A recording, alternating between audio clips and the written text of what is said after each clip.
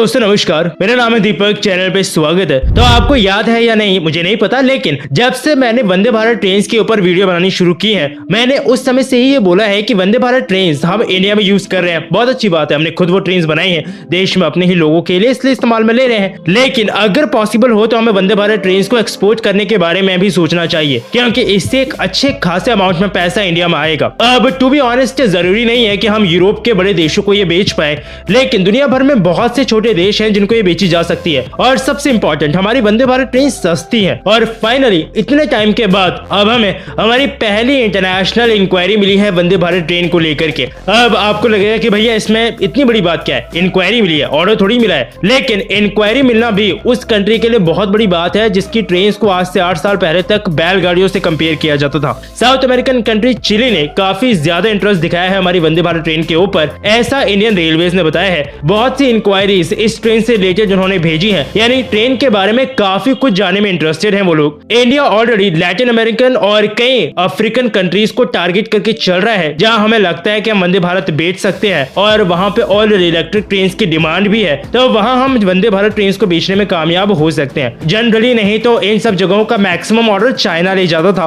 क्योंकि यूरोप में कोई सस्ता ट्रेन देने वाला था नहीं, और जो ये बाकी डेवलपिंग नेशंस हैं ये कोई बहुत ज्यादा महंगी ट्रेन खरीदेंगे नहीं। चाइना जरूर सस्ता माल देता था, लेकिन चाइना के माल की क्वालिटी कैसी होती है वो सबको पता है। इंडिया के लिए यहाँ पे बहुत अच्छी अपॉर्चुनिटी है, क्योंकि इंडिया का माल सस्ता भी है और अच्छा भी है। हम सिर्फ उनको ही ये ट्रेन नहीं बेच रहे हैं, बल्कि इंडिया खुद भी उन ट्रेन को ही इस्तेमाल में ले रहा है। और जब इसको बाहर कंट्रीज में भेजा जाएगा तो हो सकता है थोड़ी बहुत मॉडिफिकेशंस हमें करनी पड़े, जैसे हमारी वंदे भारत ब्रॉड गेज पे चलती है। बहुत सी ऐसी कंट्रीज हैं आज भी नैरो गेज इस्तेमाल में ले रही है, तो वहां पे ट्रेन को नैरो गेज में ही कन्वर्ट करना पड़ेगा, जो कि इंडिया के लिए इतना मुश्किल नहीं होगा। और बाहर एक्सपोर्ट करके हम अच्छा खासा प्रॉफिट भी जनरेट कर सकते हैं। 100 से 130 करोड़ के बीच में हम लोग बेसिकली ट्रेन तैयार कर लेते हैं। इतने सस्ते में कोई भी कंट्री इतनी अच्छी क्वालिटी की ट्रेन नहीं बनाता है, तो बाहर एक्सपोर्ट करके एक अच्छा प्रॉफिट जनरेट किया जा सकता है।